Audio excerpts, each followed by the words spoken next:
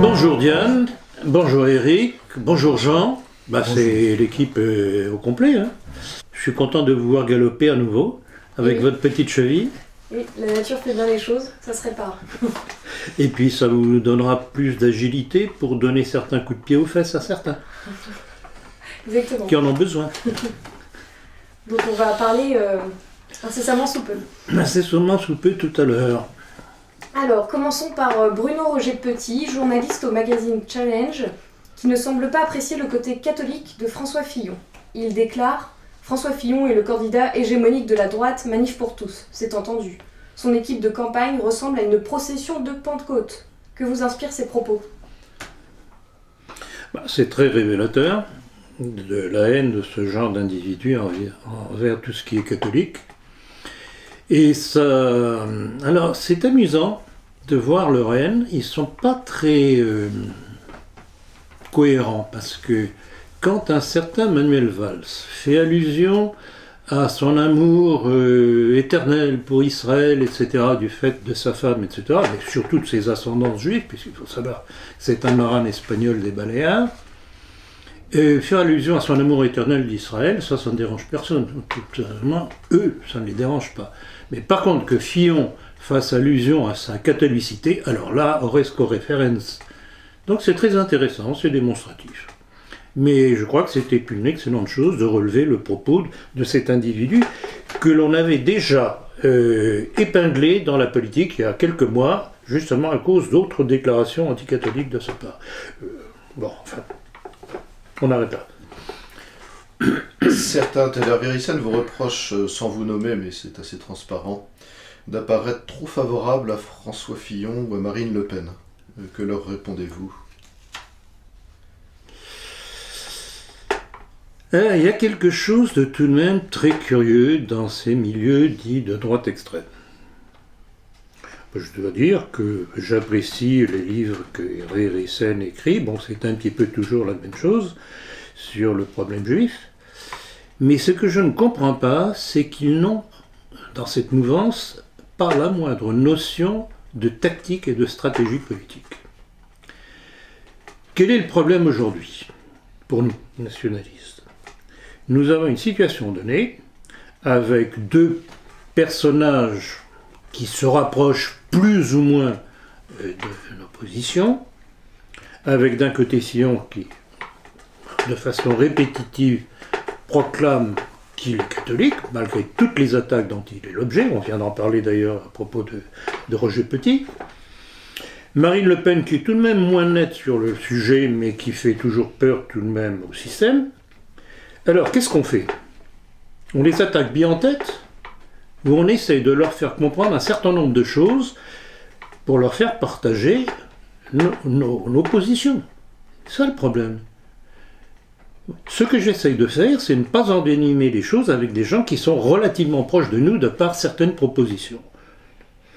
Voilà. Alors on se ghettoise de plus en plus en se contemplant le nombril, les pieds dans les pantoufles, bien au chaud. Nous sommes les meilleurs, nous avons raison, mais on est en dehors de la réalité. Or, on a une réalité politique avec deux personnages qui risquent d'être tous les deux au deuxième tour. Qu'est-ce qu'on fait ? On les attaque bien en tête, je me répète, ou on essaye d'avancer nos pions à travers eux. Vous savez très bien que, par exemple, par rapport au Front National, j'ai dit que fondamentalement, ce qui m'intéressait dans le Front National, c'est que ça nous serve comme explosif par rapport au système.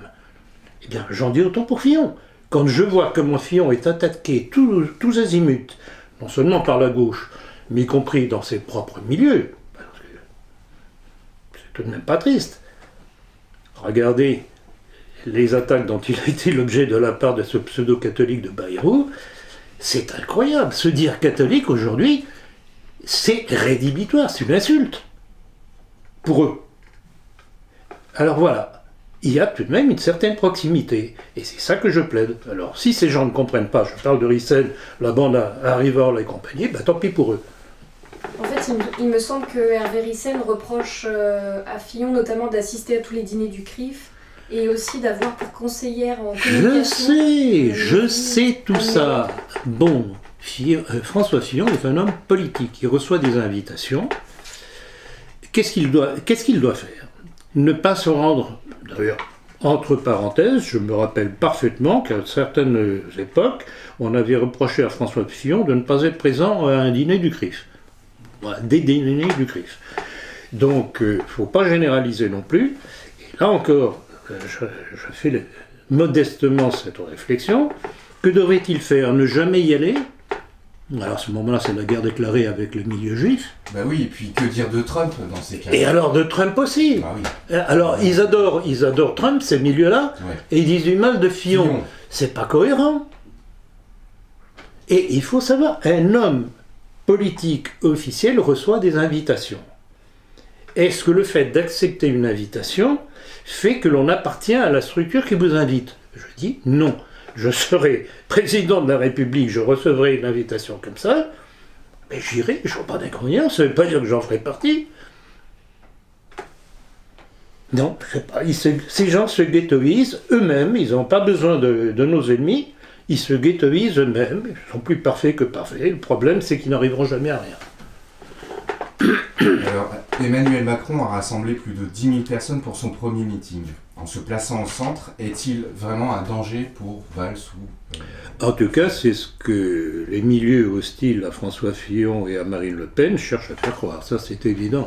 Pour eux, et d'ailleurs, il n'y a qu'à voir comment Macron a émergé sur la scène politique.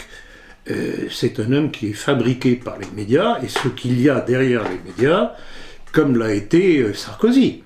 C'est la planche de salut pour les mêmes individus qui sont derrière tout ça. Ça fait beaucoup penser en fait avec à Pompidou, avec la banque Rothschild, etc. Oui, bon alors Pompidou, oui, non. Pompidou, la loi de 1973 qui faisait que la Banque de France ne pouvait plus prêter à l'État français sans intérêt, que l'État français était obligé de se rabattre sur les banques privées. Suivez mon regard, c'est-à-dire Banque Rothschild et compagnie, toute la haute finance juive internationale. Donc, voilà, périodiquement, le monde juif sort un candidat, et bien entendu, les médias se précipitent pour jouer du tambour et monter en épingle le personnage. Alors, petite observation, je pense que soit François Fillon, soit Marine Le Pen, au moment de la campagne pour les présidentielles, releveront la chose. Macron a été ministre de l'économie. Qu'est-ce qu'il a fait quand il était au gouvernement? En gros, il a mis la clé sous La France s'est enfoncée, toujours un peu plus, avec l'aide de Valls, Cazeneuve, Hollande et compagnie. Alors, est-ce que c'est ça? Un individu comme ça qui peut relever la France? Hier, je me suis planté, mais aujourd'hui, je vais faire nettement mieux. Non, il faut arrêter. C'est le candidat de la banque, c'est tout. D'un autre côté, Marine Le Pen fera aussi remarquer que François Fillon était 5 ans, non seulement ministre, mais premier ministre. C'est tout à fait juste. D'ailleurs, il s'en est défendu en disant « ça vaut ce que ça vaut ». Moi, j'aurais été à la place de Fillon, j'aurais déménagé la première année de sa cohabitation avec Sarkozy. Alors il plaide en disant que ses amis du Parlement lui avaient demandé, l'avaient imploré de ne pas le laisser seul face à Sarkozy. Ça vaut ce que ça vaut. Maintenant, ceci dit, un individu peut avoir eu un certain parcours et regretter ce parcours, et en tirer les leçons. Donc on verra. Rappelez-vous ce que j'ai dit au moment de la primaire à droite. Notre objectif, c'est faire barrage à Sarkozy et à Juppé. Et Fillon a parfaitement joué le rôle que l'on voulait lui faire jouer. Si on peut aller plus loin avec lui, tant mieux, mais ce sera à lui de prouver justement qu'il a compris et qu'il est allé plus loin que ce qu'il n'a fait jusqu'à présent. Attendons et voyons venir. Vous savez... Vous tablez sur une poutinification du personnage. On rampe tant que... Très juste. Poutinification du personnage. Exactement. Ça sera encore même approuvé. Hein. Et d'ailleurs, ce sera approuvé. C'est à lui de prouver. C'est à lui de prouver. Alors, François Fillon, Henri Guénaud, Nicolas Dupont-Aignan se disent tous gaullistes, comme si c'était un gage de valeur. Qu'est-ce qu'être gaulliste? Gage de valeur. Là, Exactement. Eh bien, le gaullisme, c'est une immense tromperie d'abord. Ça montre que ces gens qui sont issus du sérail, de l'éducation de l'époque, ne savaient pas qui était De Gaulle, ce qu'avait fait De Gaulle, quels étaient ses antécédents. Et là, dans mon dernier livre, L'armée française face à la destruction de la nation, j'en parle très longuement justement de tout le passé de Gaulle et ses lâchetés à répétition, ses trahisons à répétition, ses crimes à répétition. Donc quand je vois un Fillon et d'autres se dire gaulliste, je me dis les malheureux, ils ne savent même pas de quoi ils parlent. Mais ceci dit, cette allusion au gaullisme part d'un réflexe honnête, c'est-à-dire qu'ils ne voient à travers De Gaulle que l'image du patriotisme. Donc en fait, c'est plein de bonnes intentions. Simplement, ils se trompent sur l'incarnation. Parce que l'histoire est écrite par les vainqueurs. Exactement. Et puis c'est l'éternelle rengaine également, concernant en fait le programme nucléaire, etc. Oui, indépendance des États-Unis. Et puis Il faut regarder tout de même de plus près, parce que le dictateur de Brazzaville, c'était pas tout à fait l'indépendance des États-Unis. De Gaulle a été l'homme des États-Unis, enfin l'homme du monde anglo-saxon et de ce qu'il y a derrière, bien entendu, qui a fait la décolonisation, qui est le point de départ de l'immigration et invasion que nous subissons aujourd'hui.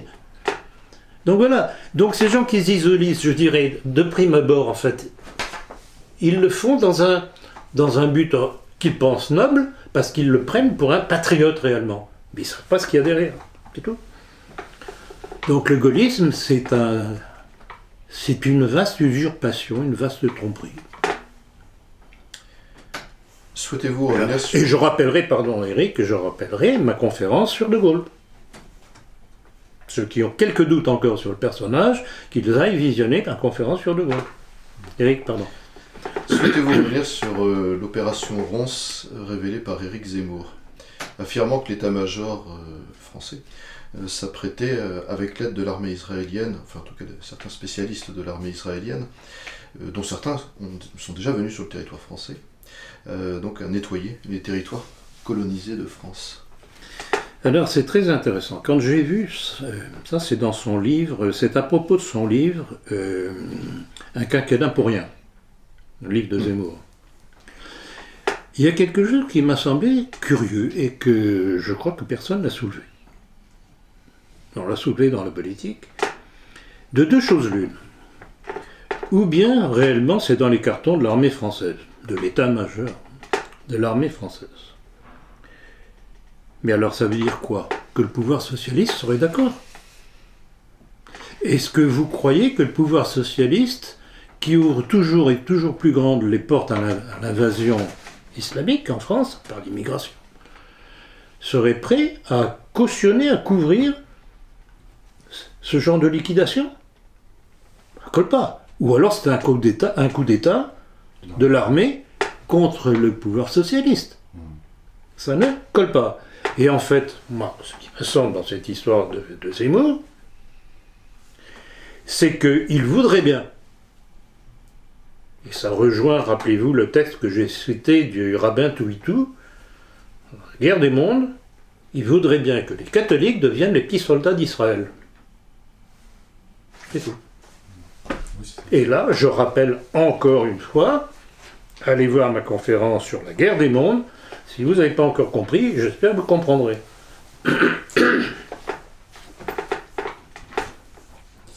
En visite à Jérusalem, Estrosi a accordé une subvention de 50 000 € à l'argent des contribuables, une association paragouvernementale qui soutient la colonisation dans les territoires occupés. Mais c'est la parfaite démonstration de la connivence de ces milieux, soit enjuivés, soit d'origine juive. Jean Estrosi, qui est toujours d'ailleurs un des chauds partisans de Nicolas Sarkozy. Donc, c'est toujours la même chose, il se sert de l'argent du contribuable français pour aider à la colonisation de la Palestine par les Israéliens. Alors, est-ce qu'après on est surpris d'avoir des attentats dits islamiques? contre nous. Et là, je voudrais tout de même revenir là-dessus, ces attentats, de tous les aspects curieux de ces attentats, où on nous sort des islamistes. Mais finalement, tous ces attentats, à qui servent-ils en définitive? Ben, ils servent à faire peur au milieu catholique en France, aux Français en général, face à l'islam. Or, qui nous impose cette immigration? Qui a imposé la décolonisation et qui nous impose cette immigration, invasion? Mais ce sont les milieux juifs, je regrette beaucoup. La LICRA, toutes les lois qui sont faites pour empêcher de dénoncer ce processus, mais qui est-ce qui est derrière? Et puis des enjeux stratégiques qui n'ont rien à voir en fait. Ça n'a strictement rien à voir à faire. Donc vraiment, on prend les Français et les catholiques pour les derniers des crétins, ce qui n'est pas tout à fait faux, hélas. Alors, pouvez-vous rappeler qui est Vincent Peillon, candidat à la présidentielle? Un joli produit de ce qu'est la République judéo-maçonnique française depuis la Révolution française. Alors, ça, c'est un sujet qui m'est à cœur. C'est pour ça que j'ai toujours des petites munitions dans ma poche.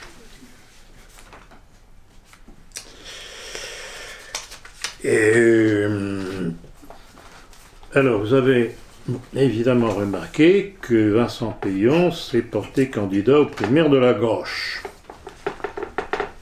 Qu'il a grande chance de remporter. Pas nécessairement. Pas nécessairement. Mais il est tout de même bon de savoir, justement pour qu'il ne remporte pas cette élection primaire, ce qu'il dit. Alors, j'en ai parlé à plusieurs reprises dans certaines de mes conférences dernièrement, à propos de son livre « La Révolution française n'est pas terminée ».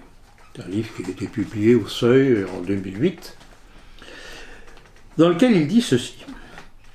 La Révolution française est l'incarnation d'une régénération et d'une expiation du peuple français.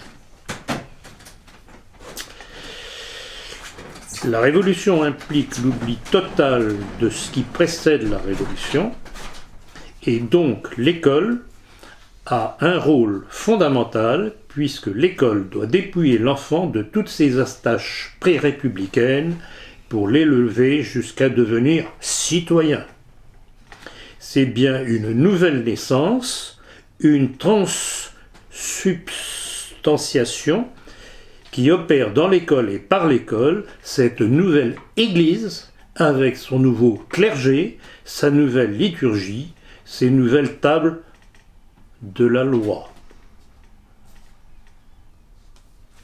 On ne pourra jamais construire un pays de liberté avec la religion catholique, ni avec le protestantisme que l'on ne sait pas acclimater.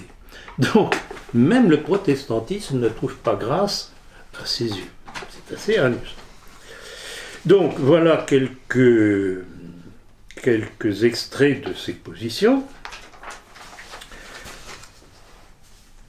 Je voudrais revenir tout de même parce que c'est fondamental pour comprendre ce qu'il y a dans le crâne de ces gens par rapport à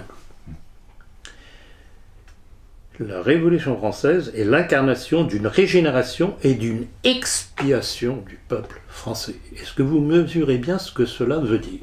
Ils veulent changer le peuple. Ils veulent changer le peuple. Et ils veulent surtout supprimer l'héritage chrétien de la France. C'est ça qui est à la base. C'est l'éternelle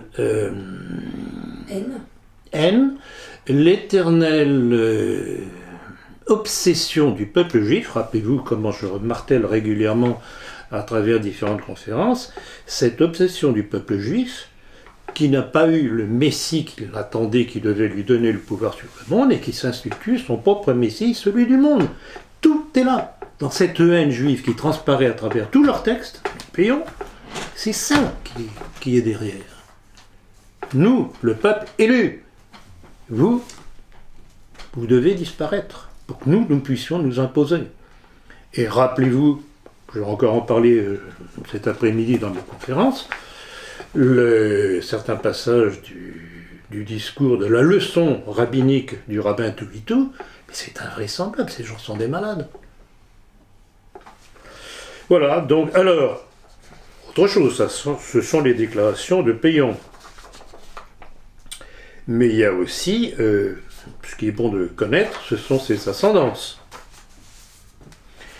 Alors, là aussi, petite note, rappelons que Vincent Payon est le fils de Gilles Payon, banquier et communiste notoire,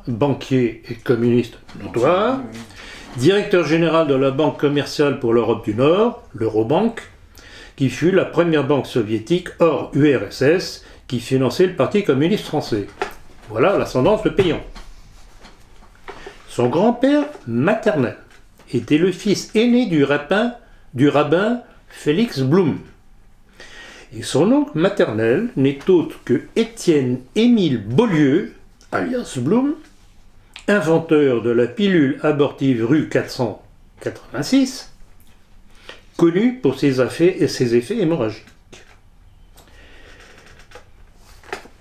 Je tire ce petit extrait du parcours familial de la famille Payon-Blum d'un numéro de la politique dans lequel on l'avait signalé, et j'avais commenté à l'époque, ils sont destructeurs sur tous les plans, politiques, moraux et physiques.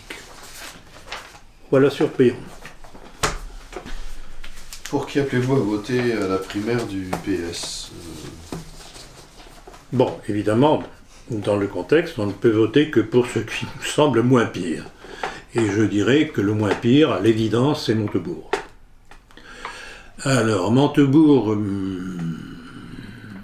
tout de même, a certain intérêt pour nous, c'est que, apparemment, dans son discours, contrairement aux autres d'ailleurs, il plaide pour le maintien des entreprises françaises et pour les maintenir, éventuellement, la nationalisation des grandes entreprises françaises.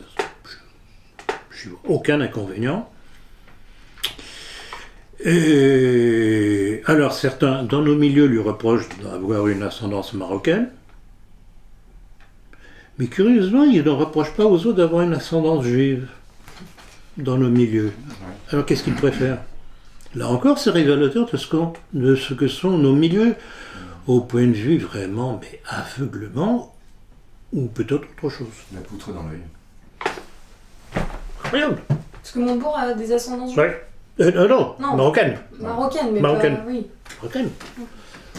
Marocaine. Et- Mais là, Vincent Payon, je n'ai pas vu de mise en évidence particulière dans ces milieux-là. Et sur le parcours de Payon, ce que j'ai cité de Payon, Dans les etc. paroles, ils ont fait un article quand même sur Payon où ils dénonçaient ses ascendances juives. Oui, mais il y a d'autres milieux dans ce genre de tendance, c'est le silence. Valls, qui a relié l'information que nous avons sortie de ses origines juives mallorquines. À en juger par le prochain film de la propagande contre les FN intitulé Chez nous. Et le refus des banques à prêter à Marine Le Pen, le FN semble encore déranger le système. Qu'en pensez-vous? C'est évident, mais alors c'est beau la démocratie. C'est beau la démocratie. Donc quand on ne plaît pas au système, il n'y a pas d'argent pour faire la campagne électorale démocratique que veut faire le Front National. Alors j'ai tout de même apprécié une chose, c'est qu'un des porte-parole de François Fillon s'est élevé contre ce barrage fait par les banques au financement du Front National. Je trouve que c'est honnête et c'est intelligent. Christine Lagarde, jugée coupable de négligence dans l'affaire de l'arbitrage tapis, mais dispensée de peine. Cette décision vous inspire-t-elle un commentaire? Oh que oui. Alors, Christine Lagarde, en rappelant d'abord ce qu'elle a été, ce qu'elle est, elle a été le ministre des Finances de Nicolas Sarkozy. Donc, elle est co-responsable de la dégringolade financière, économique, industrielle de la France, qui n'a pas commencé avec les socialistes, mais qui a commencé avec Sarkozy. C'est grâce à Sarkozy et à Obama qu'elle a été nommée à la tête du Fonds monétaire international, le FMI.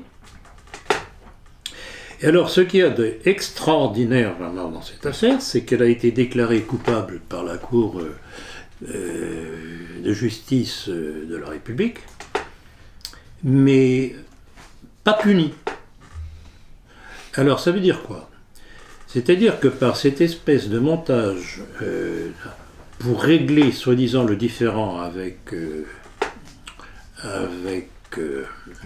Tapie, dans l'affaire Tapie, c'était le Crédit... Oui, le Crédit Lyonnais, oui. Crédit Lyonnais, exactement. Sur l'affaire Adidas aussi. Oui, toute une Tapie avait commencé par escroquer plus de 400 millions d'euros. L'argent du contribuable. Et par le biais de ce montage de cours indépendantes inventé par Sarkozy et Lagarde, on lui a octroyé encore dans les 43-45 millions d'euros supplémentaires à titre de dédommagement moral hors impôt. Il en demandait 150 millions, je Ouais, pense, je crois. hors impôt. Donc voilà les complicités entre le pouvoir sarkozyste avec Christine Lagarde, qui, je dirais, dans l'affaire, a été le fusible pour protéger Sarkozy. Mais elle est coupable et responsable. Ben non.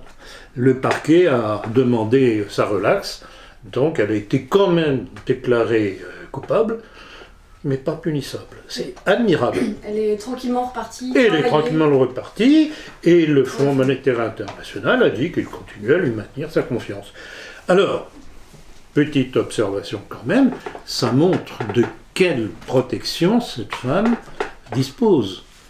Ce qui en dit long sur elle, sur ses appartenances. Une gentille dame, en fait, juste comme ça la parenthèse, qui aime bien donner des leçons de numérologie apparemment. Exactement. Tiens. Oui, tiens. Avez-vous écouté l'interview du général Tauzin concernant le génocide rwandais? Je l'ai entendu de A à Z, le crayon à la main.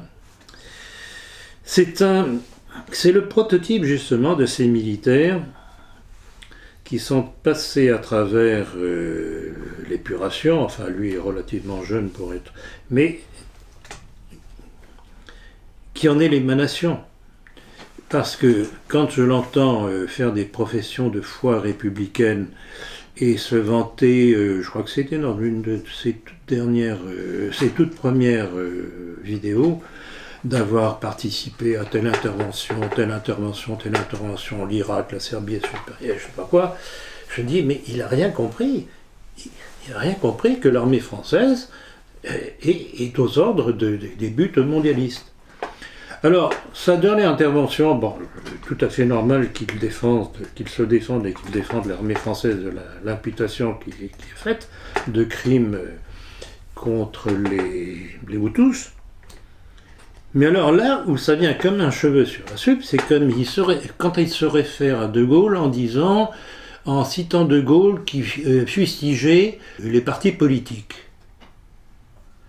Quand j'ai écouté ça, je me suis dit, mais mon général, pas De Gaulle, pour faire une réflexion pareille, fustiger les partis politiques, mais qui est-ce qui les a ramenés avec tout le personnel politique de la Troisième République responsable de la débâcle? Qui a remis à l'honneur la maçonnerie? Alors, pas De Gaulle pour faire de pareilles déclarations. Le problème de ces militaires, c'est qu'ils ne savent pas. Je ne dirais pas qu'ils sont de mauvaise foi, ils ne savent pas. Ou alors ils ne veulent pas voir, ne pas savoir. Voilà sur le général Tauzin. Alors, suite à une épidémie de grippe, 13 morts en 15 jours dans une maison de retraite à Lyon. Peut-on établir un lien avec la vaccination et que dire également de cette proposition visant à rendre 8 vaccins supplémentaires obligatoires chez les enfants? Alors, il y a une chose, j'ai vainement cherché sur les bulletins télévisés une information sur ces malheureux vieillards qui curieusement sont morts les uns après les autres dans cette maison de retraite. C'est tout de même assez particulier. Ont-ils été vaccinés ou pas? Alors, ce que je peux vous apprendre, c'est que mon propre fils, militaire, un grand gaillard, bien constitué, force de l'âge, qui a été obligé de se faire vacciner, parce qu'on est libre en France, n'est-ce pas? Même si vous ne voulez pas être vacciné, vous devez être vacciné. Si vous êtes infirmière, si vous êtes militaire, ceci ou cela. Il s'est tapé une de ces grippes carabinés après la vaccination. Alors, ces malheureux vieillards ont-ils été vaccinés? Motus, on n'en sait rien. C'est tout de même curieux qu'ils se mordent les uns après les autres. Bon. Moi, je suis donc pour un certain nombre de vaccins qui sont indispensables, la diphtérie, le tétanos, la polio, et on arrête là. Alors, quand maintenant la chère Marie Sol-Touraine veut nous rajouter 8 vaccins avec les supports chimiques qui sont dans ces vaccins, qui sont les vecteurs de nombre de maladies qui se déclarent par la suite, dont la sclérose en plaques. Et rappelez-vous, ça on l'a signalé déjà à plusieurs reprises dans le temps, et ces militaires américains qui avaient été envoyés en Irak pour la deuxième guerre contre Saddam Hussein, qui avaient été vaccinés justement. Les milliers de militaires qui ont déclenché des scléroses en plaques par la suite. Alors, on a beau avoir, et c'est connu tout de même des services sanitaires français, ils ont certainement toutes ces données. Pourquoi est-ce qu'ils cherchent toujours et encore plus à faire vacciner les gens? C'est de l'euthanasie progressive. Et puis on sent la main des lobbies... Et alors, c'est le lobby pharmaceutique, exactement. C'est le poids des lobbies pharmaceutiques. Et en plus, on a toute raison de penser que ça fait bien longtemps que ça dure, et on peut se rappeler en fait de l'épidémie de grippe espagnole. Mais bien entendu. En fait, à la fin de la Première Guerre mondiale. Bien entendu. Ouais. Bien entendu. Et puis rappelez-vous toute cette campagne pour la grippe H1N1 qui avait été faite par la petite Bachelot. Hein? Mais alors là, vraiment, ce qui a été très intéressant, c'est que les Français ont très peu marché. Et dans la politique, je me rappelle, j'avais fait 2 éditoriaux là-dessus en disant attention. Et il y a plusieurs scientifiques, notamment anglo-saxons, américains et anglais, qui avaient mis en garde en disant attention justement au support du vaccin. Support, je ne suis pas assez chimiste pour ça, qui déclenche les scléroses en plaques. Alors, en France, on a eu quand même des auteurs qui ont été assez costauds, donc c'est peut-être l'occasion de rendre un hommage à Claire Sévrac, qui avait en fait écrit Le complot contre la santé. Tout à fait, qui malheureusement est morte curieusement. Très curieusement. Bon, ça peut arriver à tout un chacun. Ça a été assez rapide, c'est curieux.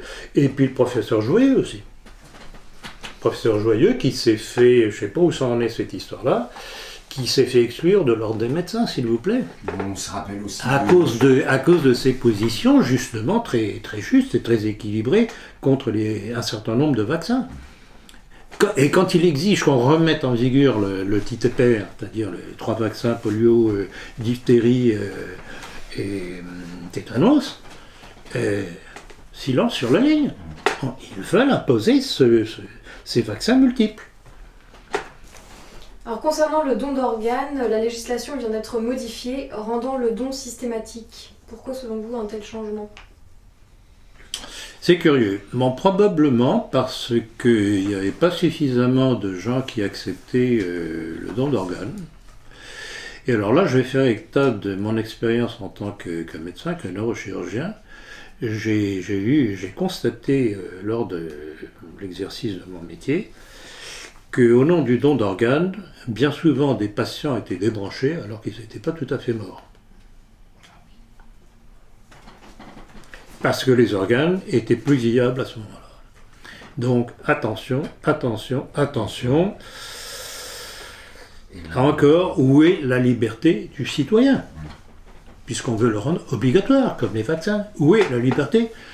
D'où la formule que j'utilise avec un petit sourire en coin, et dire qu'il y a des imbéciles qui ont fait une révolution pour être libres. Visez 1789 et compagnie. Qui sont en train d'en faire une seconde là, pour avoir le droit d'être euthanasie apparemment. Oui, la liberté du citoyen. Magnifique. Pour certains internautes, Internet est une arme de surveillance mondiale qui nous désarme par l'isolement et l'impression d'activisme créé. Qu'en pensez-vous? Alors, c'est vrai en partie. C'est vrai en partie, ça j'en suis parfaitement conscient puisque après moultes hésitations, je me suis mis sur les réseaux sociaux, que ce soit Twitter ou Facebook. Quand je vois certains messages de gens, jeunes ou moins jeunes, qui se défoulent sur Internet et croient faire quelque chose, mais en sortant des trucs, des phrases explosives, etc. Il faut tous les buter, mais ils sont, encore une fois, je répète ma petite formule, ils sont les pieds dans les pantoufles, ils font rien.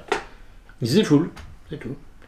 Alors là, effectivement, Internet est un danger parce que ça permet à des gens, au lieu d'agir, de se défouler tranquillement dans leurs pantoufles et sur Internet. Donc c'est un aspect qu'il faut dénoncer. Par contre, Internet, je ferai observer, une fois de plus, c'est un outil. Ça dépend comment on l'utilise. Si c'est pour faire connaître nos thèses, qui auraient beaucoup plus de difficultés à être connues, puisqu'il y a tout de même un certain barrage, y compris dans nos milieux en ce qui me concerne, je constate que depuis que mes conférences et entretiens sont sur Internet, ça a explosé. Ça a explosé. Vous êtes bien passé pour savoir les milliers de gens qui regardent. Et que dès qu'il y a un retard, qui dit mais qu'est-ce qui se passe et pourquoi c'est pas encore en ligne, etc. Mais oui, c'est ça. Et le 4e pays qui vous suit, d'ailleurs, moi j'étais étonné en regardant les statistiques, c'est l'Algérie. Hein, le 4e mais pays oui, qui vous suit. Mais oui. Alors certains me reprochent justement que mon comment appelle-t-on ça, votre discours. Mon truc sur Facebook, etc. est squatté par des milieux musulmans. Mais si certains musulmans comprennent ce que je dis et trouvent que c'est bien, et pourquoi pas? Moi, mon objectif, c'est de revenir à la situation qui existait des rapports entre la France et le monde musulman avant ce fichu criminel décret Crémieux. Ça, c'est peut-être un petit peu exagéré de dire que vous avez des nuées en fait, de musulmans autour de vous. C'est peut-être en fait certains qui veulent attaquer directement plutôt la réconciliation nationale à un seul. Mais bien entendu, ces gens-là veulent nous jeter dans les bras du judaïsme. Et donc, cette tactique que j'ai annoncée depuis longtemps, qu'il fallait retourner l'arme du judaïsme qui utilise l'islam contre nous, ça les dérange. C'est pour ça que je persiste et je signe. Il faut renverser les choses et revenir à une entente correcte entre ces deux communautés qui existaient avant le décret Crémieux, qui a été fait justement pour nous brouiller à mort, le cas de le dire. Voilà. Et je vais en parler cet après-midi dans ma conférence. Bon, alors peut-être le moment est venu de parler de nos milieux, et notamment d'une vidéo qu'a fait récemment Conversano suite à l'article publié dans La Politique. Vous voulez qu'on en parle maintenant? Ah, si vous voulez. Bon, on va s'en débarrasser. Bon, eh bien... Oui, donc Conversano a relevé une erreur qui a été publiée dans La Politique, notamment suite à... Il a raison. Un livre sur il a raison. Ça a été effectivement une erreur de transcription, tout simplement. Je le reconnais. C'est la seule chose exacte dans ce qu'il a dit. C'est d'ailleurs très amusant d'écouter ce genre de déclaration qu'il a faite parce qu'il se révèle particulièrement. Et j'avoue que mon article, que je reconnais avoir été très provocateur, correspond à ma tactique du coup de sonde. Je voulais qu'il sorte de ses gonds. Il est sorti de ses gonds, c'est très démonstratif, et il l'a parfaitement démontré à la fin de sa tirade, en montrant ses fesses, une fois de plus. Alors, on avait entre nous discuté un petit peu si on allait mentionner une de ces vidéos dans lesquelles il faisait état de certains penchants. Alors je ne vais pas me salir la bouche, pas plus qu'aucun d'entre vous, en reproduisant ces termes. Je voudrais faire simplement allusion à une chose, c'est qu'il fait état de fantasmes homosexuels et d'une mentalité de soumission sadomasochiste. Alors il vous rétorquera qu'il jouait un personnage. C'est facile à dire, d'ailleurs c'est sa tactique. Il dit des choses.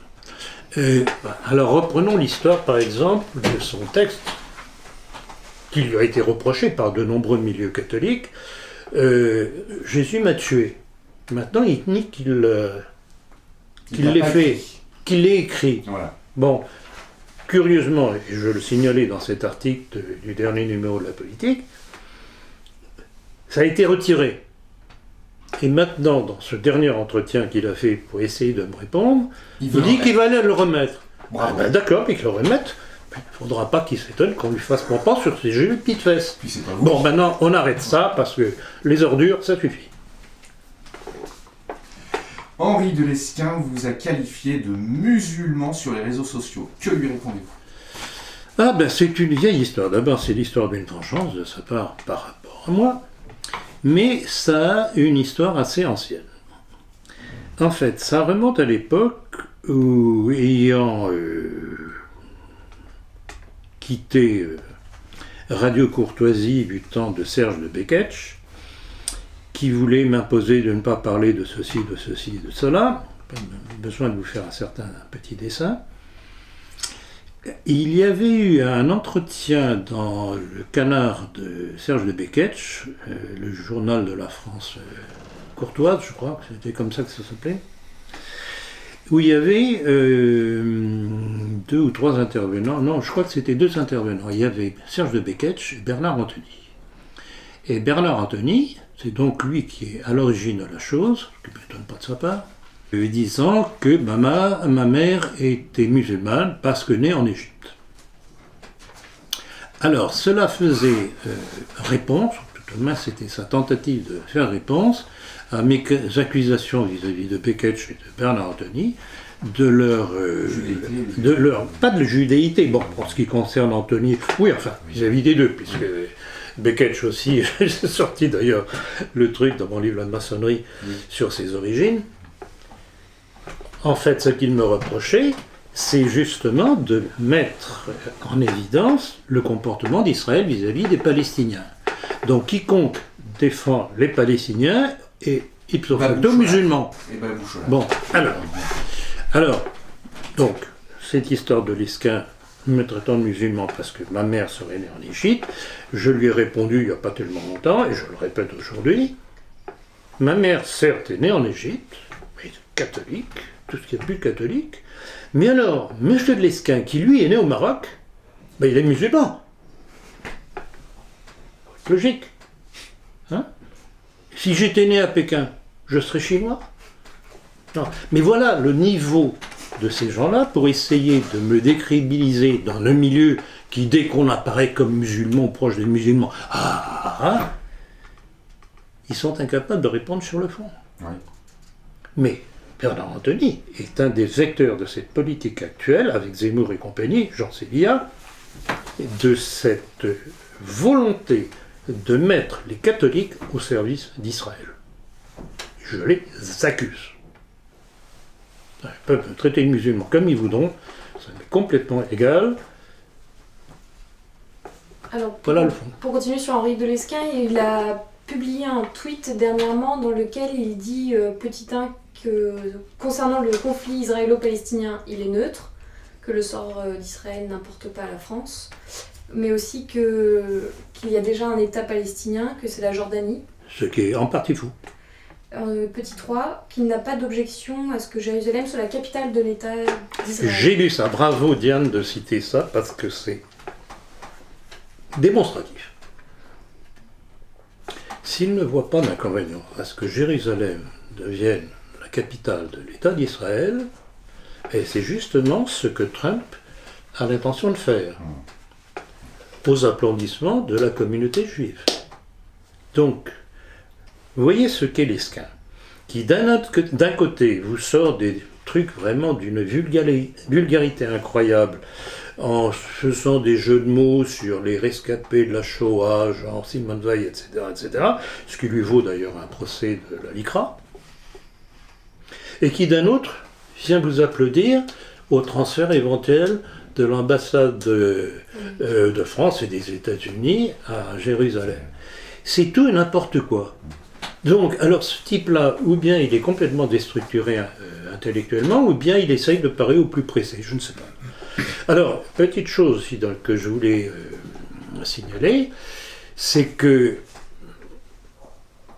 Lesquen, visiblement, n'a jamais digéré que, ça remonte aux années 2002-2003, que j'ai révélé sa fameuse phrase qu'il avait publiée dans le numéro 40 de la lettre du Club de l'Horloge, Et en première page de son article, il y avait sa bobine, il y avait sa photo.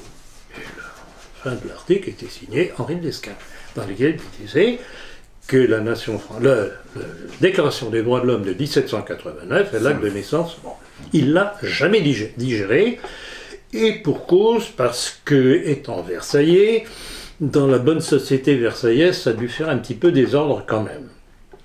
Et tout dernièrement, je me suis rendu compte qu'il ne cesse de m'insulter, donc de me traiter de musulman, etc.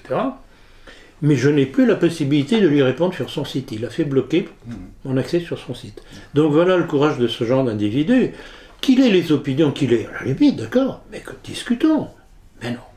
Mais non. Je crois que c'est plutôt un tribun qui essaye de provoquer comme tribun. ça. Non, c'est du tribun. Pas du mal des Romains. Ouais. Et donc, il a quand même réitéré ses propos. Bien sûr qu'il a réitéré. Mais il s'est fait siffler d'ailleurs. Oui, exactement. Alors là aussi, puisque vous savez, pourquoi est-ce qu'un Jérôme Bourbon, directeur de ce journal Rivarol, invite des individus de cet acabit-là, alors qu'il se dit c'est des vacantistes et nationalistes? C'est des vacantistes. Mais il invite un homosexuel franc-maçon, Chéri Golmeta. Vous trouvez pas ça un peu contradictoire? Nationaliste? Il invite un Lesquen qui dit que la France est née avec la Déclaration des droits de l'homme de 1789. Qui chante l'international aussi, je crois. Exactement, il a chanté l'international lors de ce fameux banquet. Et il invite un Le Pen qui ne cesse de répéter qu'il est le seul héritier du gaullisme. Dans un journal comme Rivarol, qui fait du pétainisme. Mais cherchez la contradiction. Non mais voilà le milieu. Et étonnez-vous de voir où on en est. Mais la contradiction, il n'y en a peut-être pas, le but c'est de vendre le maximum d'abonnements. Oui, mais alors là, je regrette beaucoup. Alors là, c'est terminé. Oui. Si le business passe avant la défense des idées, c'est terminé. Ouais. Pour Robert Ménard, plutôt que condamner Israël, nous devrions prendre sur Tel Aviv pour lutter contre les islamistes. Ne nous trompons pas d'ennemis. Que vous inspire ce tweet du maire de Béziers? Il est sur la même ligne que Bernard Anthony, Zemmour et compagnie. Toujours la même chose. Ils n'ont pas compris, justement. Mais c'est la politique de Gribouille. Où ils ne comprennent pas, où ils ne veulent pas comprendre que cet islam est l'œuvre du judaïsme depuis ses débuts. Que l'islam, et je rappelle encore une fois l'allusion que je fais à l'œuvre de Anna Zacharias, dans le livre s'appelle Islam, création juive. Dès le début, le judaïsme s'est servi de l'émergence de l'islam qu'il a plus ou moins suscité par Mohammed, qui a quand même été le serviteur du grand rabbin de Médine. Il faudrait tout de même que les musulmans aussi se rendent compte de ça. Si on veut les convertir un jour, ce sera un argument. Ce sera par ce biais. Je crois qu'il y a le père Marie Galès. Oui, père Marie Galès en a fait autant, j'allais en parler justement. Très bien. Donc, c'est documenté tout ça. Donc, Ménard se met à l'heure des Bernard Anthony, des Zemmour, etc.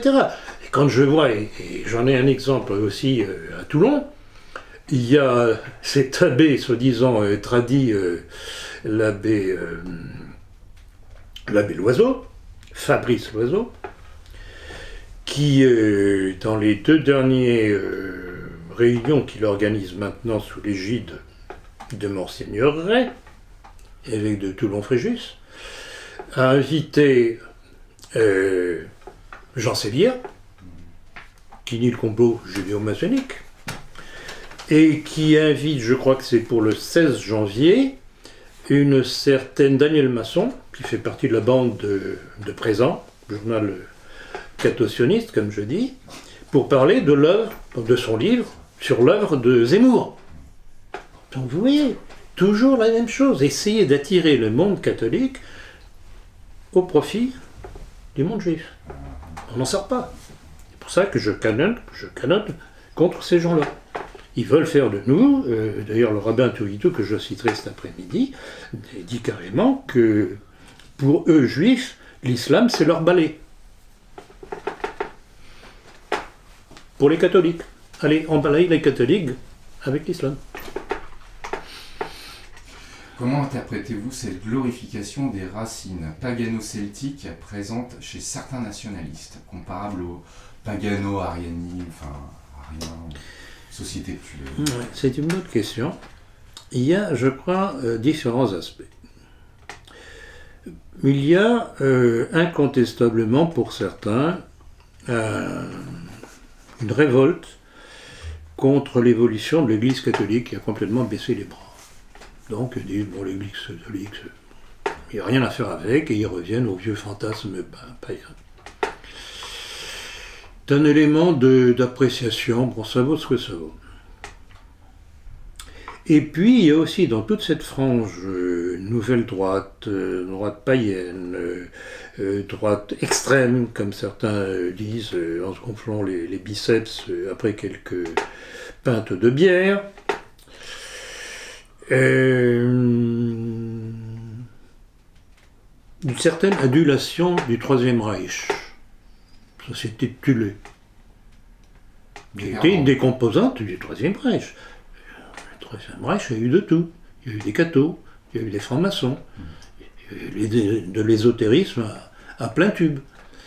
Donc il y a ça, cette espèce de nostalgie du Troisième Reich qu'ils connaissent mal, d'ailleurs en plus de ça, qui donne cette espèce de teinte bizarre et ésotérico-paganiste. Je ne peux pas expliquer mieux.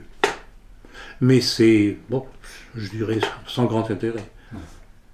Aux États-Unis, que vous inspire l'équipe de Trump et ses premières démarches à Jérusalem? L'aide que lui a apportée Assange, qui semble avoir favorisé jusque-là davantage la faction mondialiste qu'il ne l'a inquiété. Pensez-vous que l'agenda mondialiste soit vraiment bouleversé? Bon, il y a plusieurs choses là-dedans. Alors, premièrement, rappelez-vous ce que je vous ai dit au sujet de Trump dès le début de sa campagne. Je crois que c'est vous-même qui m'aviez posé la question. J'ai dit, Trump, c'est pas lui qui m'intéresse, personnage m'horripile. Ce qui est intéressant dans son émergence, c'est ce que cela représente de dégoût du peuple américain vis-à-vis de l'establishment américain. Avec tout ce que cela comporte, les banques, la haute banque juive et compagnie. Et je disais, bon, attendons de voir venir ce qu'il va dire, ce qu'il va faire. Bon, on commence à le voir, et ce qu'on commence à voir n'est pas particulièrement rassurant, puisque une des premières choses qui ont fuité, c'était son intention de faire transférer l'ambassade des États-Unis de Tel Aviv à Jérusalem.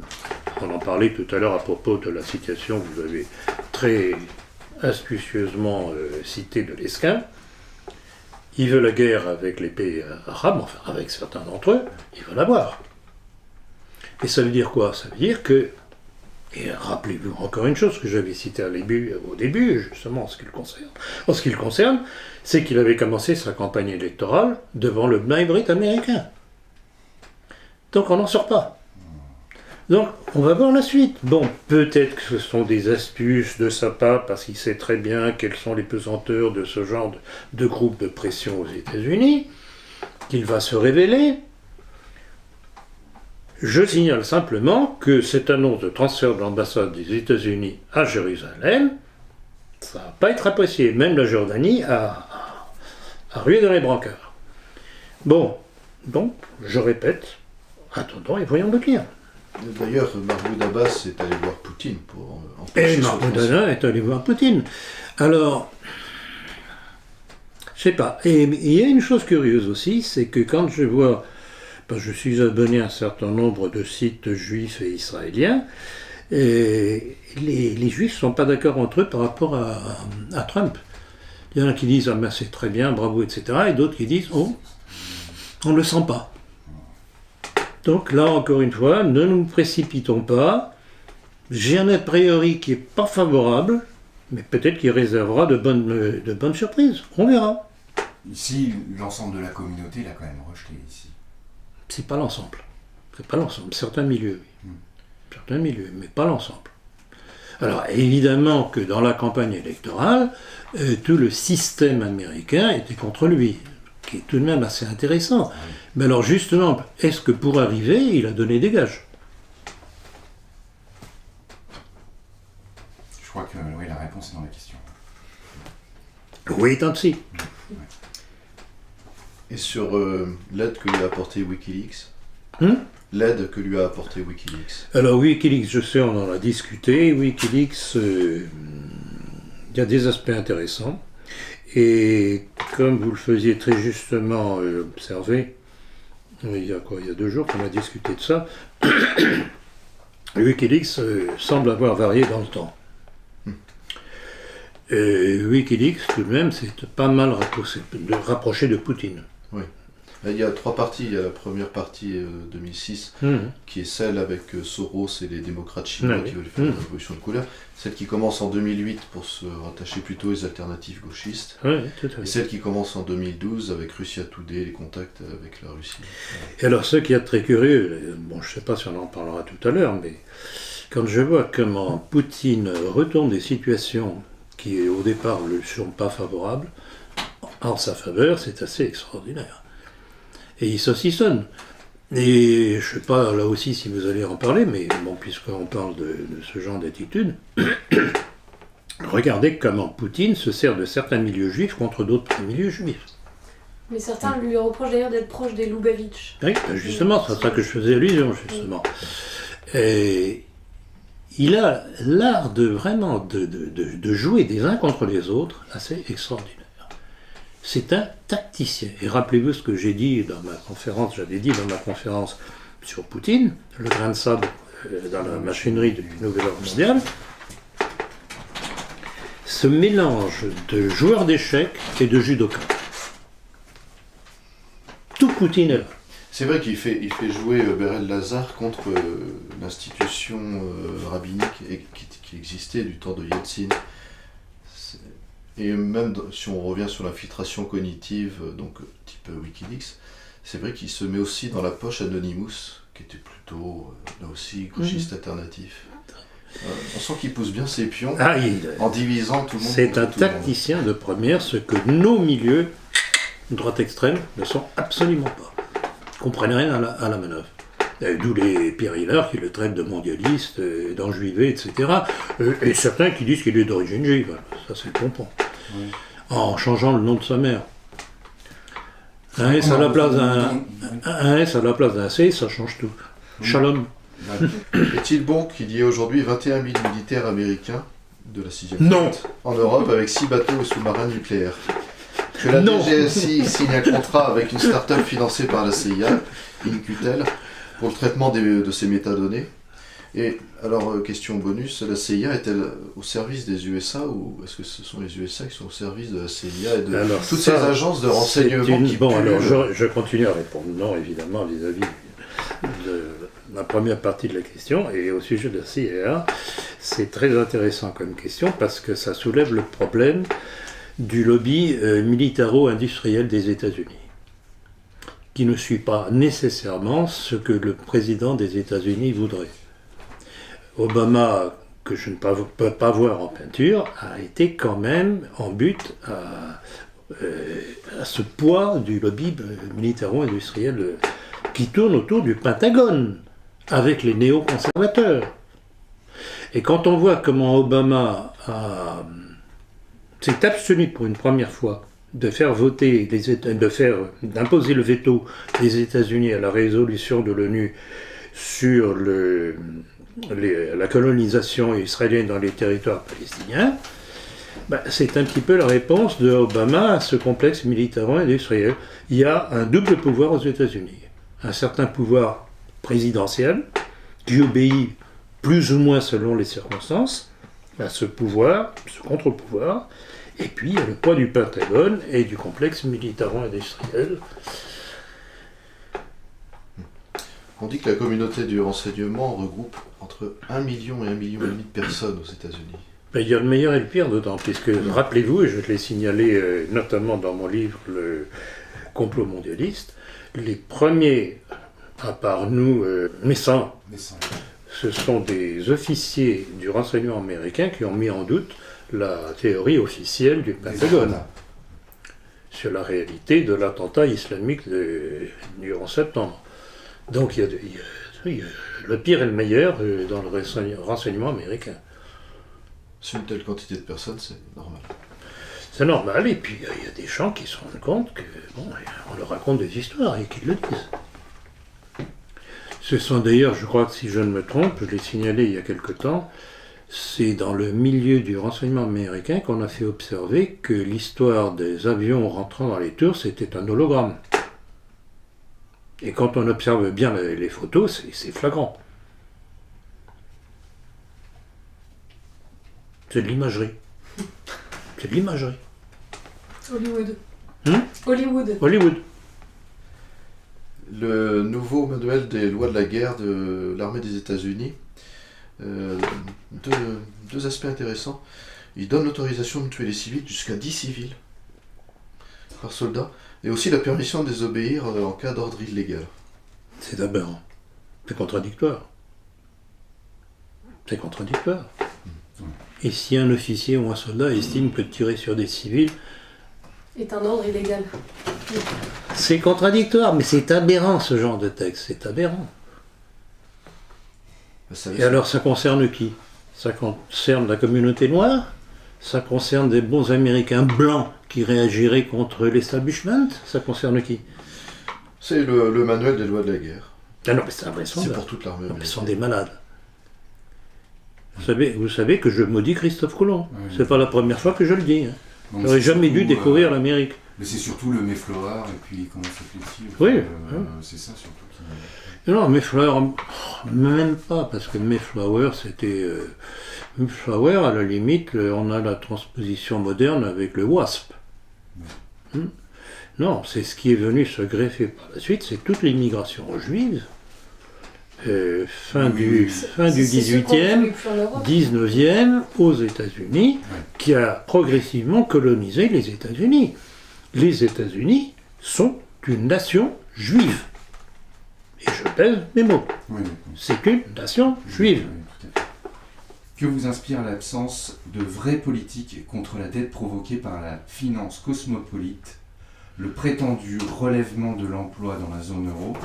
N'est-il pas une farce aux frais de la paupérisation des travailleurs? Sur 9 millions de jobs créés sous l'ère Obama, la moitié sont payés au lance-pierre. C'est très juste. C'est très juste. C'est le seul commentaire que je puis faire là-dessus.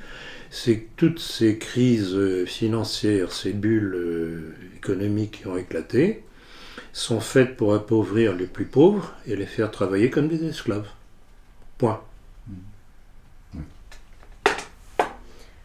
Que vous inspirent les plaintes de Farage de ce que le Brexit n'avance pas, faute de renouvellement du personnel politique? Je crois qu'il a tout à fait raison. C'est-à-dire que ceux qui ont perdu avec le Brexit essayent de freiner des quatre fers les négociations pour faire sortir l'Angleterre de l'Europe communautaire. C'est évident. Y a-t-il en Angleterre finalement une sorte de cinquième colonne? Certainement. Bien sûr, elle existe partout. Mais il faut la désigner aussi, cette cinquième colonne.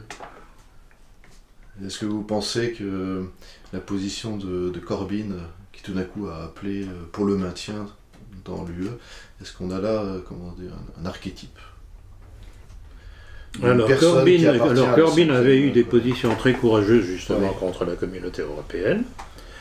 Corbyn, il faut le signaler pour ceux qui ne le sauraient pas, qui est le patron du Labour Party, donc parti travailliste, qui a été terriblement décrié dans ses propres milieux, et à mon avis, il a cédé sous la pression.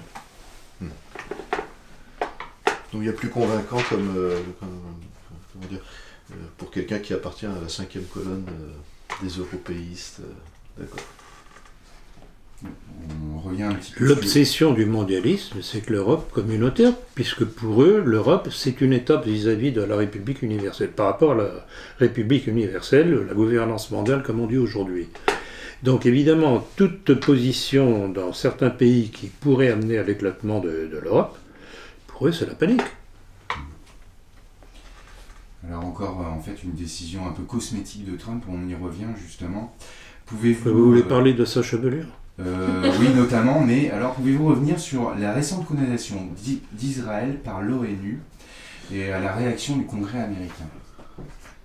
J'y fais allusion tout à l'heure, justement. Oui. Hein, j'ai fait allusion tout à l'heure, comme quoi, curieusement, Obama avait donné l'ordre que les États-Unis ne mettent pas leur veto à cette résolution des Nations Unies sur la colonisation israélienne dans les territoires occupés. Alors, le Congrès, qui est aux mains des Juifs et des intérêts israéliens, va arriver dans les brancards.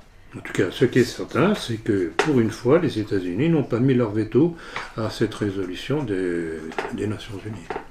Alors, suite à l'attentat d'Istanbul, survenu la nuit de la Saint-Sylvestre dans une boîte de nuit, faut-il penser qu'Erdogan dérange l'oligarchie? Ça me semble évident. Alors, Erdogan est un curieux personnage. Bon, incontestablement, il a l'ambition de revenir à un certain empire ottoman. C'est transparent.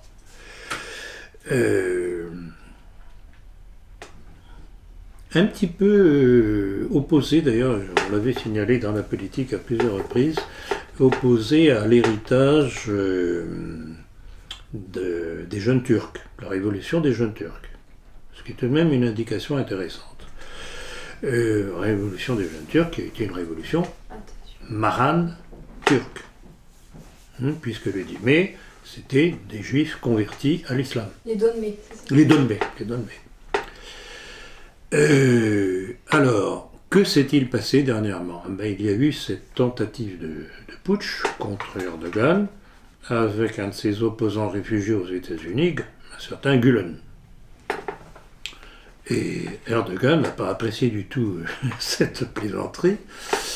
Et il a clairement désigné les États-Unis comme étant derrière la chose. D'où, il n'est pas allé avec le dos de la cuillère, l'épuration dans tous les domaines. Bon. Et on l'a dit, d'ailleurs, on l'a signalé dans la politique, qu'une fois de plus, qui était derrière ce revirement, un certain Vladimir Poutine, qui aurait prévenu Erdogan qui allait avoir un coup d'État contre lui, et dit-on, je n'en ai pas la preuve, mais ça a été écrit, qu'il l'aurait accueilli dans une des bases russes en Syrie.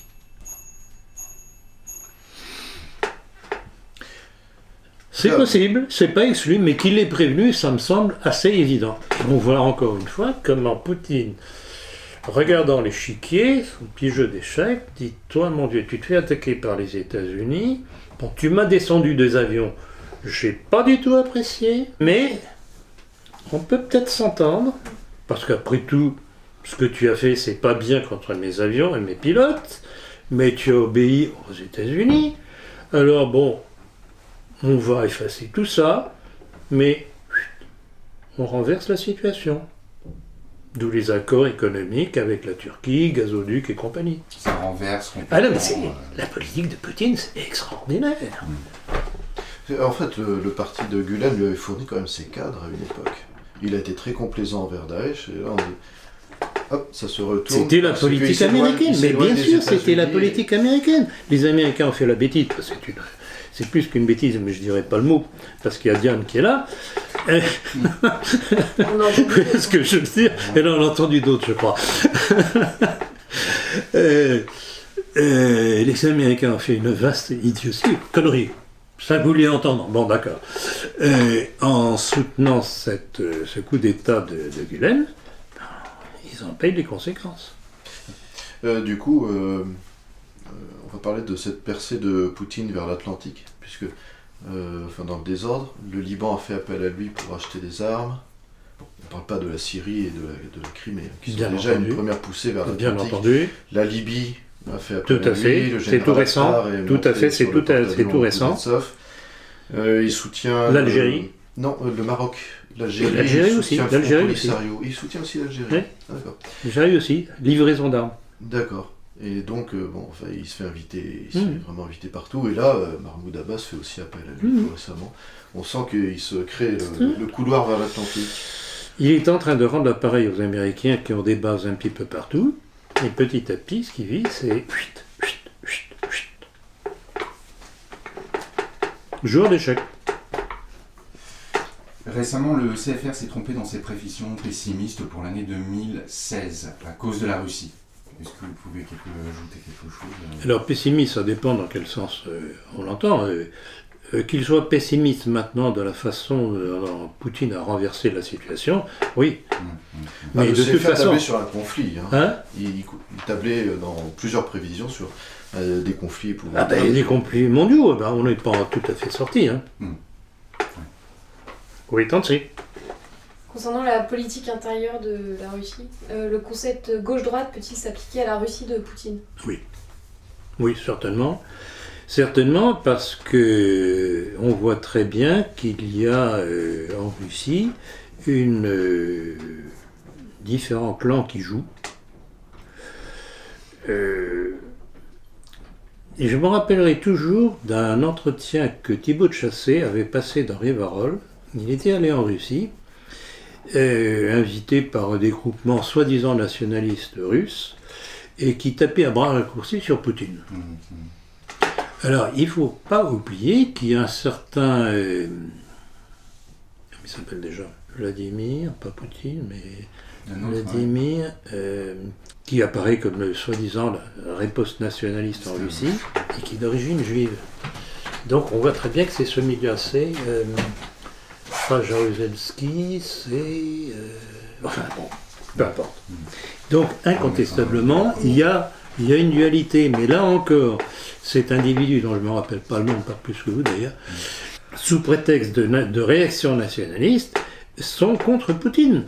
Alors, je regrette beaucoup, pour nous nationalistes français, ce que l'on apprécie chez Poutine, c'est qu'il le fait place nette, progressivement, de toutes les positions mondialistes. Qu'est-ce que vous voulez de plus?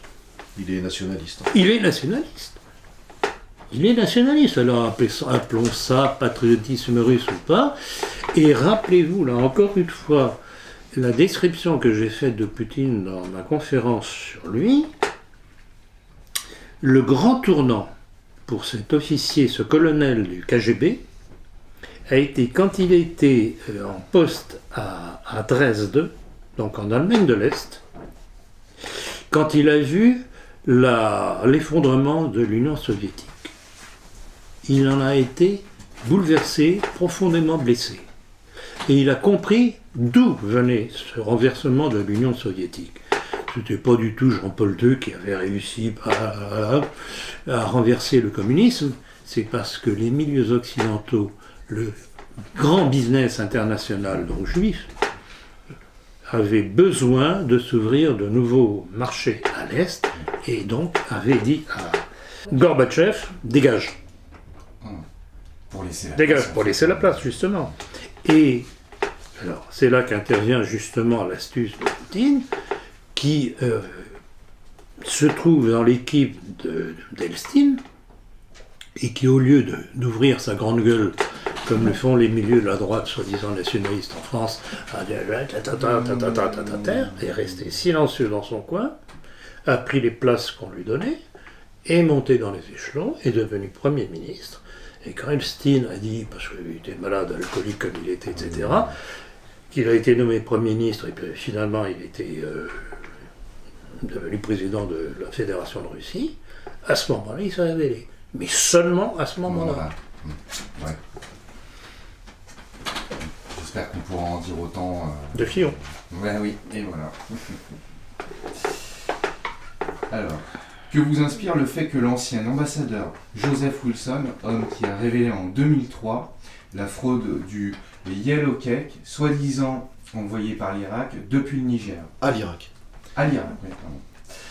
Alors, programme dans un documentaire passé sur France 5 en 2016, que le seul et unique but de l'invasion en Irak était la grandeur d'Israël, sans que cela fasse le moindre remous. Oui, effectivement, j'ai vu passer ça. C'est intéressant. Bon, il enfonce des portes ouvertes, hein, ça c'est évident. Depuis le temps, on l'a dit déjà, de la première guerre contre l'Irak, c'était au bénéfice du Grand Israël. Alors pourquoi ça n'a pas fait des vagues? Parce que je crois que ils préfèrent mettre l'édredon quand ça les dérange, plutôt que de créer la polémique qui attirerait l'attention sur justement ce que ce Wilson en question dénonçait. Je pense que c'est uniquement la technique de l'édredon. On étouffe la chose qui nous dérange. Pardon, excusez-moi. Et Wilson s'était signalé, pas seulement en 2015, mais en 2003. Il avait écrit un livre, il s'était vraiment opposé. Mais alors, je dois dire qu'à l'époque, même si nous dénoncions justement à qui ça allait profiter, la première guerre contre l'Irak, je ne me rappelle pas d'avoir vu son texte. Donc déjà, à l'époque, c'était plus ou moins étouffé. Oui, ça n'a pas fuité facilement. Exactement. En cas d'effondrement, pensez-vous qu'Israël préférera tout détruire, comme le déclare le professeur Karfeld, qui est un professeur israélien? Il déclare: Israël doit considérer le continent européen comme une cible ennemie, au cas où Israël ressentira l'effondrement définitif ou proche de ses frontières.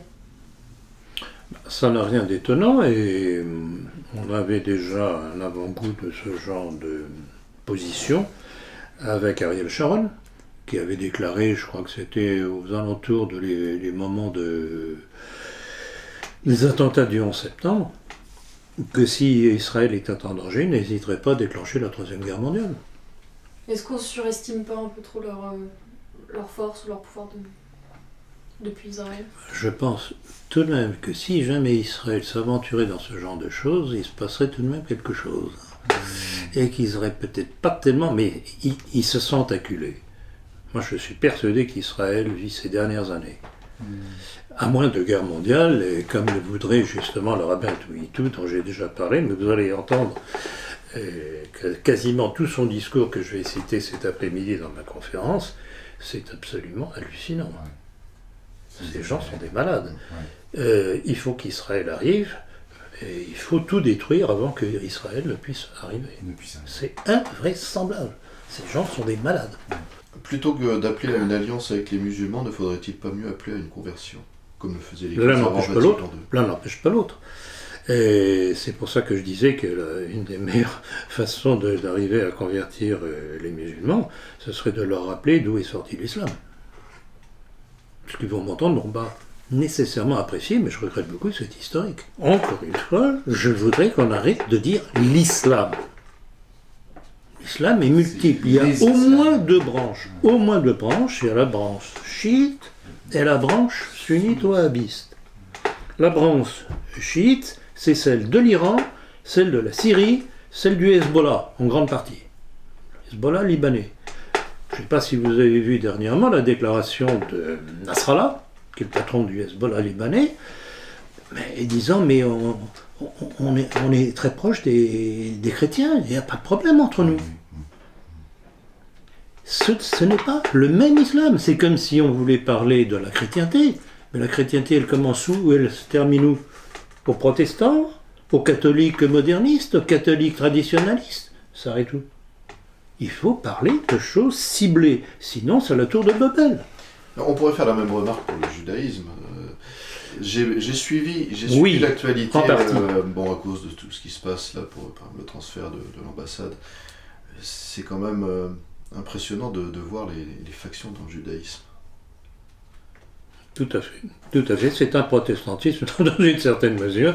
C'est que dénoncer Bossuet d'ailleurs sur les différentes factions protestantes. C'est invraisemblable. Je ferai simplement remarquer une chose, c'est que par rapport à nous, ils sont tous unis.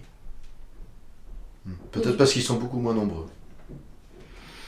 Non, je crois que c'est la vieille obsession que je dénonce régulièrement en disant le point de départ de tout ça, c'est le refus du Messie qui leur apportait pas le pouvoir sur le monde. Tout est là. Oui, mais avant le Messie, ils étaient déjà repoussés de certains pays, notamment en Égypte et en Grèce. Non seulement ils étaient repoussés à certains pays, mais procédaient à un certain nombre de massacres. Et rappelez-vous ce que j'ai rappelé dans ma dernière conférence à propos des Khazars. Que les Khazars, en fait, ne sont pas les nouveaux juifs. C'est que les Khazars ont été éliminés par une colonisation juive. Et donc en fait, il y a une haine de tout ce qui n'est pas eux. Mais bien entendu, tout est là. Tout ce qui n'est pas eux doit disparaître pour qu'eux puissent s'affirmer. C'est bien ça, Ah non, mais c'est hallucinant. Et je citais alors justement dans ma démonstration sur les Khazars, parce que c'est aussi un truc qu'on trouve dans nos milieux, il n'y a plus de juifs sur les Khazars, faut rigoler quand même, il n'y a pas de maçons, il n'y a pas de juifs, tout va très bien.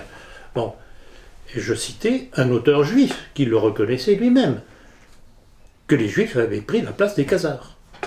Qu'est-ce que vous voulez de plus? On ne peut pas rajouter plus, hein. Ça, c'est Hein? oui, on ne peut pas rajouter. On ne peut pas rajouter plus. Doctrine. Oui, on passe à la doctrine maintenant. Alors, dans les premières lignes du manifeste communiste de Karl Marx, commence ainsi. L'histoire de toute société jusqu'à nos jours est l'histoire de la lutte des classes. Cette assertion est-elle exacte? Je dirais qu'elle l'est devenue. Elle l'est devenue à partir de la Révolution dite française. Parce que sous l'Ancien Régime, quand il y avait le régime des corporations, justement, cela évitait la lutte des classes. C'était fait pour, justement. Ou dans une même corporation de métier, tous les échelons étaient solidaires par rapport au métier. Arrive la Révolution française qui fait quoi? Qui éclate. Qui supprime, qui interdit les corporations, avec interdiction, et je le martèle sur tous les tons, de toute structure, toute reconstitution de structure de défense du monde du travail. Ce qui voulait dire quoi? C'était livrer le monde du travail au capitalisme naissant. Oui. Point à la ligne. Alors, donc c'est pour ça que je dis c'est vrai, c'est faux, c'est devenu vrai à partir de la Révolution française. Parce que ça a été une façon fausse, maladroite, non adaptée de la défense du monde du travail par rapport au capital. Ce qui a précipité les ouvriers aussi vers les syndicats. Oui, bien entendu, bien entendu. Et c'est pour ça que, et c'est tout de même flagrant, toutes les révolutions françaises de la première moitié du XXe siècle ont toutes été des révolutions nationalistes, avec des différences selon les pays, qui ont remis à l'honneur le système corporatif, justement en opposition au marxisme. La Commune de Paris est... D'où l'alliance entre le marxisme et les grandes démocraties, lors de la dernière guerre mondiale. Bien sûr. C'est aussi simple que ça. C'est très rigolo parce Ah, qu'en réalité... C'est flagrant. Oui, et notamment la Commune de Paris, on pourrait s'y arrêter longuement. C'est entendu. complètement patriotard, hein. C'est Bien entendu. une révolution absolument patriotarde. Alors, quelle qualité pourrait-on attribuer à l'électorat communiste et qui ferait défaut aux partisans de la droite nationaliste? Très bonne question. Effectivement, il y a beaucoup à dire. Je dirais l'engagement militant et un certain vraiment un dévouement certain à ce qu'ils croient être la bonne cause. Un militantisme certain, j'insiste bien là-dessus, et une discipline que n'ont pas nos milieux. Et j'ai fait allusion à ça, je ne sais plus quand exactement, et quand j'avais parlé de la guerre civile d'Espagne, 1936, l'opposition entre le Parti communiste espagnol et les anarchistes espagnols. Les communistes étaient contre les anarchistes alors qu'ils étaient en principe alliés contre le même ennemi qui étaient les nationalistes espagnols. C'est très intéressant ça. Le communisme, c'est une orthodoxie. C'est une orthodoxie communiste, mais c'est une orthodoxie avec une règle et une discipline. Et justement, c'est cette discipline que je ne retrouve pas dans le milieu, puisque chacun estime devoir dire tout, et le contraire de tout, n'importe comment, selon leur petite pulsion émotionnelle. Alors, lors du dernier entretien, nous évoquions l'autocritique. En quoi sommes-nous les premiers responsables de ce qui nous arrive? Je ne me sens pas coupable. Vous êtes responsable d'État. Parce que depuis que je peux articuler quelques sons, j'ai toujours été contre ce que je dénonce aujourd'hui. Toujours. Même si je n'étais pas officiellement en politique, je me battais déjà pour ça. Est-ce qu'il n'y a pas, en fait, si vous voulez, une ancienne génération qui n'a pas été responsable, qui ne s'est pas responsabilisée? La responsabilité, je crois que c'est le maréchal Juin, que je cite d'ailleurs dans mon livre, sur l'armée française face à la destruction de la nation, c'est le maréchal Juin qui a mis le mieux le doigt sur la chose. Malheureusement, il n'a pas voulu s'engager. C'est le peuple français qui a voté le référendum de De Gaulle, qui a accepté les accords d'Évian. 75%, je crois, si mes souvenirs sont exacts, de Français qui ont voté pour ça. ce sont eux qui sont responsables, Oui. et ce sont eux qui se plaignent aujourd'hui de ce qui leur arrive. De ce qu'il arrive, absolument. Ouais. Donc votre question est très intéressante, Oui, mais oui, c'est oui. ça qui est en cause. Je voulais- C'est le vote des Français, et je rappellerai qu'à l'époque, les Rivarol, Aspect de la France, Le Pen, je ne sais plus qui encore, Oui. Tixi-Vinaincourt, ont fait voter pour le référendum de De Gaulle. Ce sont eux les responsables. Donc, vous, ce que vous êtes, enfin, ce conflit intergénérationnel dont certains s'abreuvent aujourd'hui, il était préexistant et Il n'y a pas de conflit générationnel. Il y a des jeunes qui voient juste, il y a des jeunes qui se trompent, il y a des vieux qui voient juste, il y a des vieux qui se trompent. Voilà. Point. Alors, dans l'histoire, y a-t-il eu des moments d'oubli puis de résurgence de la notion de nationalisme? Pour revenir sur la question. Bonne question. C'est un phénomène curieux avec ses avantages et ses inconvénients. Alors, je dois dire que le mérite d'avoir remis à l'honneur le mot nationaliste, c'est mon père. C'est mon père, d'abord par son livre Les doctrines du nationalisme, qui a créé toute une génération de jeunes nationalistes qui ont plus ou moins bien évolué, notamment au travers de la première mouture de Jeunes Nations. Et je me rappellerai encore de l'époque, la toute première époque de Jeunes Nations, où il y avait le journal Jeunes Nations et il y avait les différents petits journaux des fédérations des étudiants nationalistes à travers la France selon des Soleil, universités. etc., oui. Il y avait de très bons articles. Or, tous les noms que l'on avait vus à l'époque ont tous disparu. Je ne sais pas s'ils existent encore, mais ils ont tous déserté, et ça, c'est la faute de Pierre Sidos. Pierre Sidos n'a jamais été un chef. Il a toujours été un passif, et il a eu la chance d'avoir autour de lui une équipe qu'il n'a pas su utiliser. Et je rappelle là encore une fois, dans mon livre « L'armée française face à la destruction de la nation », je rappelle sa passivité lors de l'assassinat de 2 membres de Jeunes Nations en Algérie, qui étaient les représentants de Jeunes Nations en Algérie, par le gaulliste Jean-Jacques Suzini, patron de l'OS, derrière Salan, auquel il a fait porter le chapeau d'ailleurs. Sidos n'a jamais réagi. Sidos, c'est lui qui a nommé pour sa succession un certain Benedetti. Voilà, un faux chef. On est loin de loin. Un faux chef, perdu dans son obsession de faire des chiffres, des fiches sur les gens, fiches qui ne sortiront jamais, qui ne serviront jamais à rien ni à personne. Je dois signaler aussi que Sidos fait partie de ceux qui, pour essayer de contrer les critiques que je fais envers sa passivité, pour ne pas dire autre chose, véhicule le mot d'ordre comme quoi ma mère était musulmane. Bah, nous voilà bien avancé, enfin en tout cas, c'est pas...